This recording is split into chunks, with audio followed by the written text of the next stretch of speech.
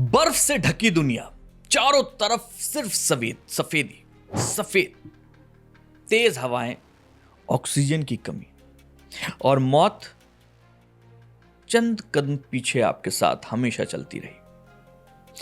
53 साल के अरुण कुमार तिवारी की आंखों में उस वक्त सिर्फ एक सपना था, माउंट एवरेस्ट की चोटी। हैदराबाद का यह टेक प्रोफेशनल ऑफिस में कंप्यूटर स्क्रीन के सामने बैठने वाला एक आम इंसान नहीं था। उसके दिल में हिमालय बसता था।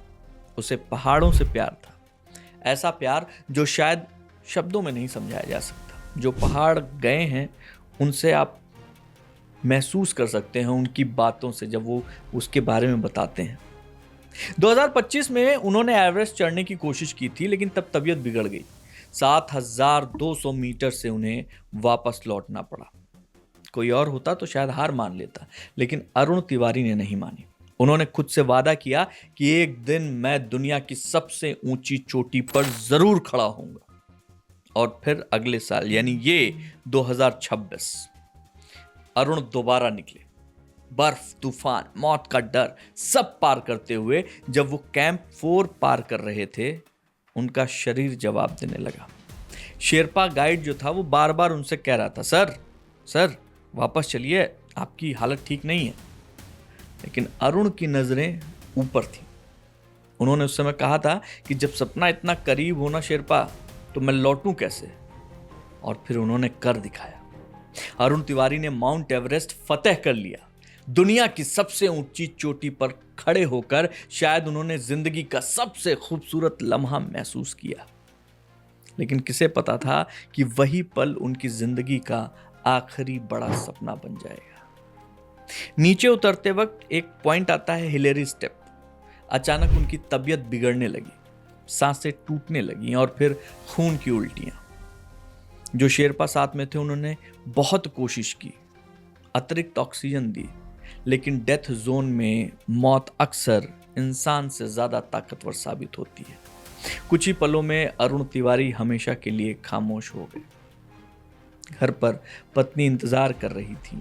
2 बेटियां अपने पिता के लौटने का सपना देख रही थीं, लेकिन इस बार वो कभी वापस नहीं आने वाले थे। फिर परिवार के सामने सबसे मुश्किल फैसला आया, क्या उनका शव वापस लाया जाए? जिस जगह अरुण की मौत हुई थी, वहां से किसी शव को नीचे लाना एवरेस्ट जीतने से भी ज्यादा खतरनाक माना जाता है।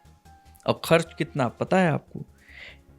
1 करोड़ से ज्यादा, 1 करोड़ रुपए, जान का खतरा। और फिर परिवार ने एक ऐसा फैसला किया जिसने हर किसी को भावुक कर दिया। परिवार ने कहा कि अरुण को वहीं रहने दीजिए जहां उन्हें सबसे ज्यादा सुकून मिलता है। परिवार ने हिमालय को भगवान का स्थान मानते हुए उनका शव वापस न लाने का निर्णय लिया। उनके परिवार में एक सदस्य ने कहा कि हमारे लिए हिमालय सिर्फ पहाड़ नहीं, देवभूमि है। वहीं मृत्यु होना मोक्ष के समान है।